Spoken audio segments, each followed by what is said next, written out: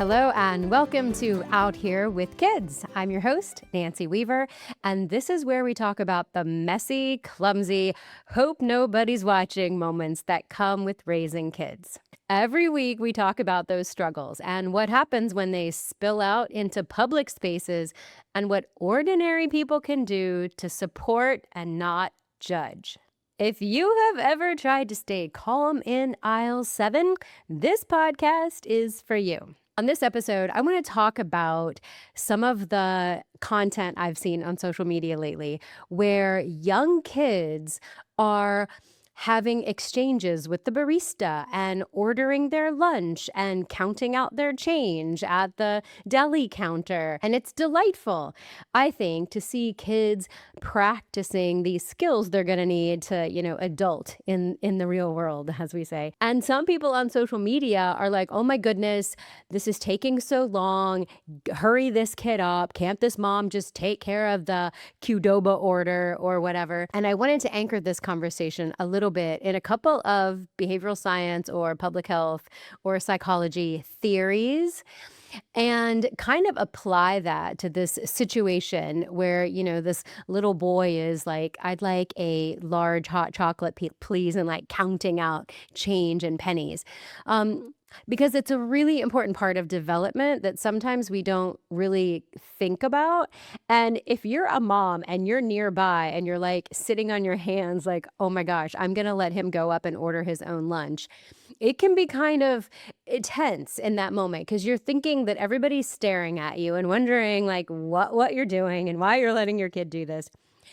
So I'm here to tell you that this is a beautiful, wonderful, necessary part of letting your kids develop skills and learn how to, be resilient if that goes awry, or, when they come back out in their car and you're like, I told you to go in for milk to the grocery store and you came back out with, Hershey bars or something.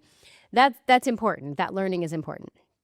So the theory I want to anchor our discussion sort of towards is a theory that was developed a long time ago by DC and Ryan called the self-determination theory. I want you to think about the self-determination theory is as a set of factors that have been shown to affect thriving and motivation and someone's willingness to work toward a goal. Because I'm seeing this a lot too, like, oh, my kid has no motivation. My kid doesn't want to do anything. All he wants to do is play video games and whatnot.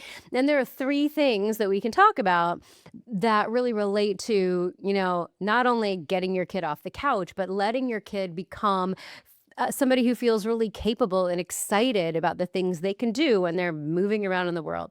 Okay, so number 1. The first thing is that kids need to have a sense of autonomy. That means that to the extent possible, your kids should be able to make the choices that they want to make about their lives from early on till whenever. So that may mean little things like choosing what they wear, choosing what they eat, choosing when they go to the restroom, choosing, what they do with their free time, choosing what they explore, choosing how much risk they take. The ability to modulate our own interaction with the world is really important for us to figure out kind of what's comfortable for us, what's uncomfortable for us. And the autonomy to make those decisions is important. I do a lot of work in prevention. And even the autonomy to be able to say, I don't really want to go to grandmother's house today, or I thought I might want to go to soccer practice tonight, but I'm not really feeling like I want to go to soccer practice tonight. Now, of course, we are coaching along the side saying, we honor our commitments and let's kind of think about this in the big picture. But if a child is able to invite things into their world that they want and not invite other things into their world that they don't want, that sense of autonomy does a lot for their quality of life, even later on. And I think this is a slippery slope because sometimes when our kids are little, we have all these rules about what they can and cannot do. And as they get older, we forget to like revisit the rules.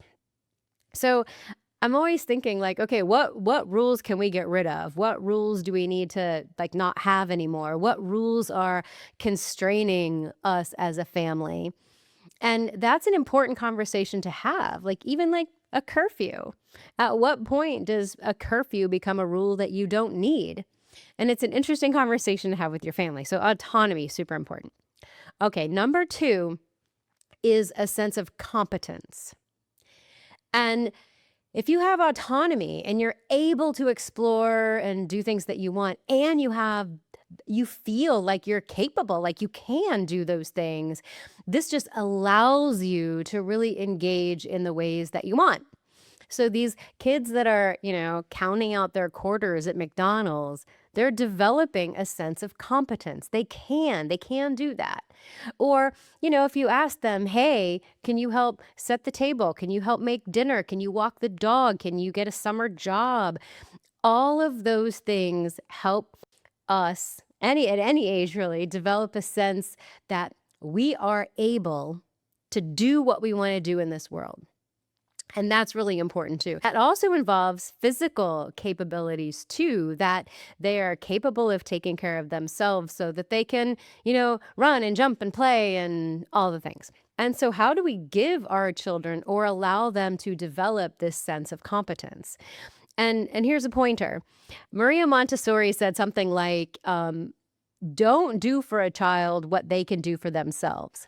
Now, she didn't mean like, don't be nice to your kid and like offer to make his lunch or something. She meant like routinely and over time.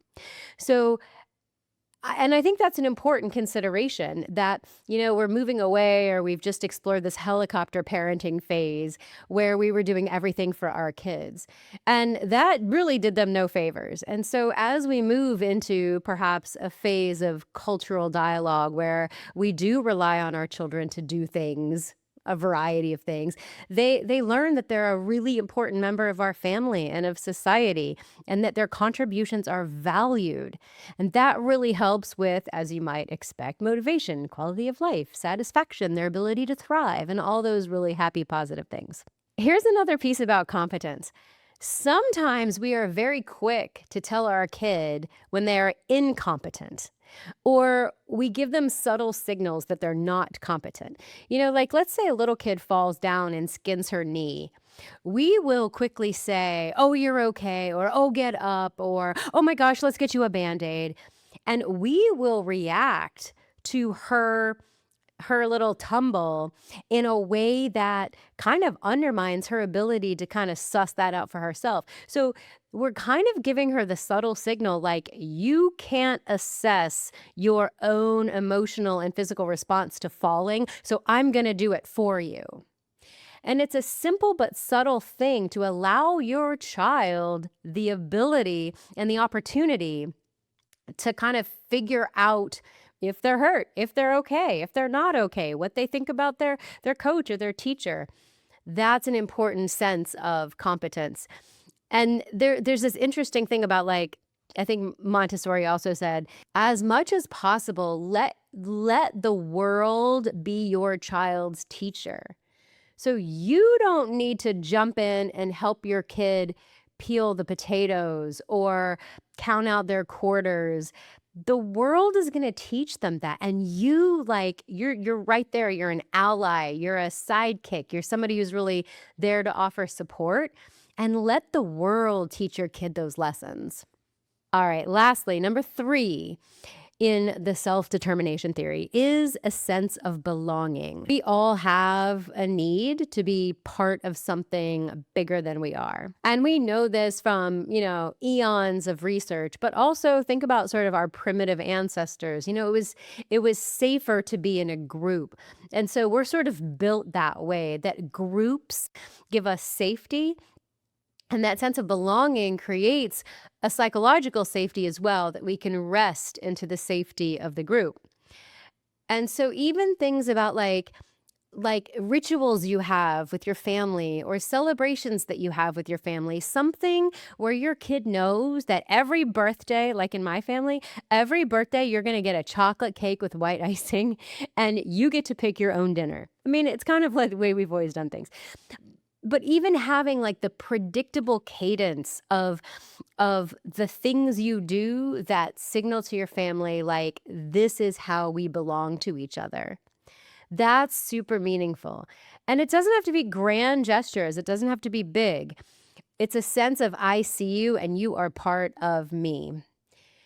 In families where that doesn't exist, children are more vulnerable toward things like grooming or gang activity. They will seek out belonging somewhere if it's not provided to them in their home environment.